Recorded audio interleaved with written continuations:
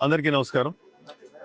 ఈరోజు AP green executive committee చైర్పర్సన్గా బాధ్యతలు స్వీకరించడం చాలా సంతోషం అండ్ బాధ్యతాయుతంగా ఫీల్ అవుతున్నాం.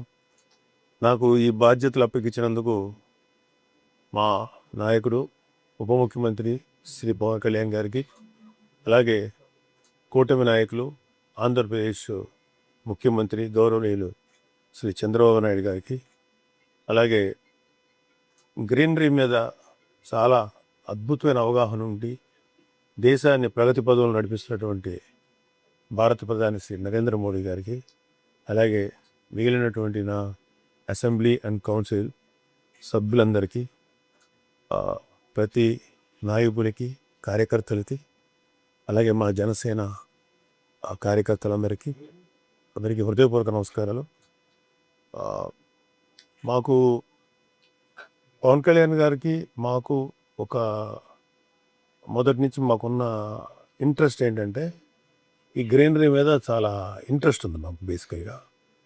సో అంతకుముందు కూడా నేను కొన్ని చోట్ల, అంటే ఈ పాలిటిక్స్లోకి రాకముందు కొన్ని చోట్ల నేను గ్రీనరీని పెంచడం, అలాగే మా మెగా ఫ్యాన్స్ వాళ్ళందరితో కలిసి మేమందరం చాలా చోట్ల ఈ చెట్లు నాటి పెంచాం. కాకపోతే అది ఇండిపెండెంట్గా చేయటం వల్ల, అదే వాలంటరీగా చేయటం వల్ల ఆ ప్రణాళికని చాలా పెద్ద స్థాయిలో చేయలేకపోయాం. మాకున్న కొద్దిపాటి దాంట్లో చేసాం. కొన్ని ఒక 20-30 వేల మొక్కలు, 40 వేల మొక్కలు మా అభిమానులతోటి నేను కలిసి నాటి పెంచాం. అంటే జస్ట్ మొక్కలు నాటి వెళ్ళిపోలేదు, బాధ్యతగా పెంచి పెద్ద చేసాం. కాబట్టి తర్వాత అనేక కారణాల వల్ల అటువైపు మళ్ళీ వెళ్ళలేకపోయిన, లోపల ఆ కోరిక అయితే ఉండిపోయింది. నా అదృష్టం ఏంటంటే పవన్ కళ్యాణ్ గారికి కూడా ఇదే కోరిక ఉండి రాష్ట్రాన్ని గ్రీనరీగా మార్చాలన్నటువంటి ఆయన కోరికని మేము, మా ఇద్దరి కోరిక కలవటం వల్ల, అందులోనూ మాకు మరీ సంతోషమయ్యే విషయం ఏంటంటే ఈ బాధ్యత నాకు చాలా గొప్పగా అనిపిస్తుంది. ఎందుకంటే ఏదైతే నా జీవితాశయం అనుకున్నానో ఈ గ్రీనరీ అనేది, అది కళ్యాణ్ బాబు గారికి కూడా ఇంట్రెస్ట్ అయినటువంటి చాలా ఆసక్తికరమైన విషయం. సో మా ఇద్దరి ఆలోచనలు ఇక్కడ బాగా కలుస్తాయి మొదటి నుంచి కూడా. సో దానికి తగ్గట్టుగానే మేము అనుకోలేదు ఈ బాధ్యత నాకు వస్తుందని. అలాగే ఈ బాధ్యత నాకు అప్పగించినందుకు ముఖ్యంగా మా జనసేన నాయకులు, ముఖ్యమంత్రి పవన్ కళ్యాణ్ గారికి ప్రత్యేకమైన కృతజ్ఞతలు. అంటే ఈ AP Andhra Pradesh society for greening and reforestation for ecological enrichment ఇంతవరకు ఇండియాలో మొదటి సంస్థ ఇదే. ప్రభుత్వం తరఫున అన్ని డిపార్ట్మెంట్స్ని అనుసంధానం చేస్తూ ఒక ఎఫెక్టివ్గా ముందుకెళ్ళగలిగేటువంటి ఒక మంచి సంస్థ ఇది. ఇది ఇండియాలోనే first of it's kind. So మనం ఎంత గొప్పగా చేస్తే మిగతా దేశానికి అంతా ఒక ఆదర్శవంతంగా ఉండేటువంటి ఒక కాన్సెప్ట్ ఇది. ఆంధ్రప్రదేశ్లో ఇప్పుడున్నటువంటి both forest and non forest zone, అంటే సిటీస్ కానీ, నదీ నదాల పక్కన కానీ, లేకపోతే మండలాల్లో కానీ, గ్రామాల్లో కానీ, ఎక్కడైనా సరే ఉన్నటువంటి గ్రీన్ అంతా కూడా కలుపు లెక్క చూసుకుంటే ఒక 29% మాత్రమే గ్రీన్ ఉంది. సో మా మా జనసేన నాయకులు, అటవీ శాఖ మంత్రి పవన్ కళ్యాణ్ గారికి వాళ్ళు ఇచ్చిన టార్గెట్ ఏంటంటే ఈ గ్రీన్ని 50%కి తీసుకురావాలి బై 2047. అంటే ఒక సుదీర్ఘమైన ప్రణాళిక. అంటే 1% ఆఫ్ గ్రీన్ పెంచాలంటే చాలా బృహత్తరమైనటువంటి ప్లానింగ్, ఎంతోమంది కలగలిసి రావాలి. సో అంటే ఇప్పుడు లార్జ్ స్కేల్లో మనం గ్రీనింగ్ మీద పనిచేయాల్సి వస్తుంది. Form lands, village areas, roads, canals, institutions, industries, urban areas, అలాగే ఇతర సూటబుల్ ఏరియాలో కూడా ఈ కార్యక్రమాన్ని ముందుకు తీసుకెళ్లాల్సి ఉంటుంది.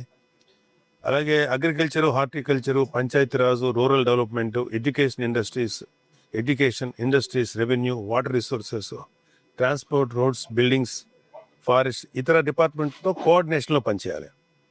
అలాగే farmers, NGOs and CSR organisations, industry, students, youth మరియు ప్రజలను భాగస్వామ్యం చేసుకొని దీన్ని ఒక పీపుల్స్ గ్రీన్ మూవ్మెంట్గా ముందుకు తీసుకెళ్లాలని మా నాయకులు పవన్ కళ్యాణ్ గారు మమ్మల్ని ఆదేశించారు. సో మొక్కలు నాటడమే కాకుండా అవి తనకు తానుగా బతకగలిగేంత వయసు వచ్చేదాకా ఆ మొక్కలు నాటి పెంచడం మీద ప్రత్యేకమైన దృష్టి పెడతాం. సో ఈ మొక్కలు ఎలా పెరుగుతున్నాయి ఏంటి అనే దాని మీద శాటిలైట్ ఇమేజరీస్, డ్రోన్స్, అలాగే జియో ట్యాగింగ్, జిఐఎస్ ఇలాంటి ఇతర టెక్నాలజీ ద్వారా మేము మొక్కలు ఎలా పెరుగుతున్నాయి అనేది దృష్టి ఉంటుంది.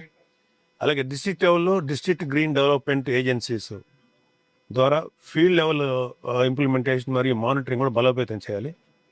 మొక్కలు నాటడమే కాదు, నాటిన ప్రతి మొక్కను బతికించి పెంచడమే మా లక్ష్యం. So as I said previously 50% of green in Andhra is our target. మాకు జనరల్గా ఏంటంటే ఒక మొక్క తాలూకు విలువ చాలామందికి తెలియదు. ఒక మొక్క పెరిగి పెద్ద అయిన తర్వాత అది దాని వాల్యూ మనం కలపలాగా చూస్తాం, లేకపోతే ఇంకా అయితే ఇంకేదన్నా కొంచెం వాల్యుబుల్ అదర్ కైండ్ ఆఫ్ వుడ్గా చూస్తాం. కానీ ఒక మొక్క జీవిత కాలంలో దాని విలువ ఎంత ఉంటుందంటే కోట్ల రూపాయలు ఉన్నది. ఒక మొక్క నాటి పెంచితే ఎలా కౌంట్ చేస్తామంటే అది ఇచ్చే ఆక్సిజన్, అది రిలీజ్ చేసే కార్బన్ డైఆక్సైడ్, అది భూమిని సారవంతం చేసేటువంటి మెథడు, అలాగే దాని మీద ఆధారపడేటువంటి ఇతర లివింగ్ ఆర్గానిజమ్స్, పక్షులు, జంతువులు, ఇలాగా ఒక్క మొక్క నాటితే దాని విలువ కోట్లలో ఉండదు. చాలామందికి మొక్క నాటి చాలా అవలేలుగా తీసి పక్కన పడేయటం అనేది చాలామందికి చాలా ఈజీగా చేసే పని. సో ఒక మొక్కని మనం కట్ చేసామంటే అది నోరు లేని జీవాలైనా మనుషులైనా ఎవరైనా సరే కొన్ని కుటుంబాలని మనం నిరాశ్రయాలు చేసినట్టే. అంత విలువైంది మొక్క. అంటే ఎన్నిటికనే మించి ఈ గ్రీన్ హౌస్ గ్యాసెస్ పెరిగిపోయి ఎన్విరాన్మెంటల్ డిస్ట్రక్షన్స్ జరుగుతుంటే సర్వనాశనం అయిపోతాయి. యాక్చువల్ అంటే మన ఇంకా భవిష్యత్తులో ఎలాంటి ఎన్విరాన్మెంట్ ఉండబోతుందో మనం ఊహించలేం. ఈ పరిస్థితిలో మొక్క పెంచడం అనేది one of the biggest support for environment and industry, మన ఈ వాతావరణానికి చాలా ఉపయోగపడేటువంటి ఇది. సో ముందు ఎంతో కొంత డ్యామేజీ ఈ జరుగుతూ తప్పదు ఈ డెవలప్మెంటల్ దీంట్లో. కానీ దానికి తగ్గట్టుగా బ్యాలెన్స్ చూసుకుంటా ఈ గ్రీనరీని పెంచడం ద్వారా చాలా వరకు జరగబోయేటువంటిది జరుగుతున్నటువంటి ఈ డిస్ట్రక్షన్ అంటే కాలుష్యాన్ని లేదా ఇతర హానికరమైనటువంటి పరిస్థితుల నుంచి మనం చాలా వరకు సేవ్ చేయొచ్చు. అందుకని ఈ గ్రీనరీ కాన్సెప్ట్ అటు ఇంకొక విషయం మన నారా చంద్రబాబు నాయుడు గారు కూడా ఆయన చాలా ఇలాంటి కార్యక్రమాలు చాలా చేశారు అంతకుముందు. కాకపోతే ఇది ఒక దీని కింద అంటే ఒక సొసైటీ కింద చేయటం అనేది అటు పవన్ కళ్యాణ్ గారు, నారా చంద్రబాబు నాయుడు గారు అనుకొని దాన్ని ఫస్ట్ ఆఫ్ ఇట్స్ కైండ్ ఇండియాలో తీసుకెళ్ళటం చాలా సంతోషం. ఏ బాధ్యత ఇచ్చుంటే నాకు ఇంత ఆనందం వచ్చేదో తెలియదు, కానీ ఇది నాకు నా జీవితానికి ఇది ఒక ఆశయంగా, అంటే ఇంతకంటే ప్రపంచానికి చేయటం సేవ లేదు.